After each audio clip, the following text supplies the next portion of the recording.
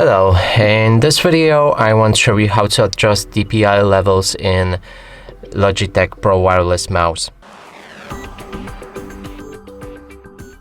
And to do this, you will need to get a Logitech G Hub on your PC. You can download it from their website. It's a software where you can change any options for this mouse. Now when you open it, don't click on device settings, it opens a different page. You will need to click on the mouse instead. And here we have a sensitivity DPI. You can adjust it through different stages. There's 5 of them.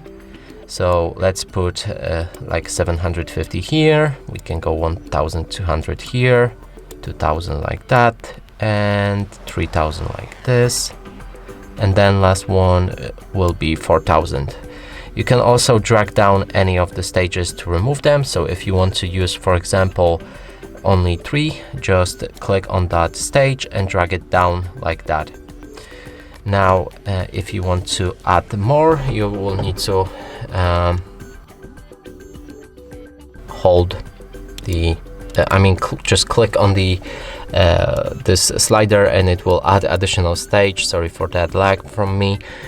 And yep, that's how you change the stages. And also there's a report rate which should be set to 1000. It gives you best settings this way.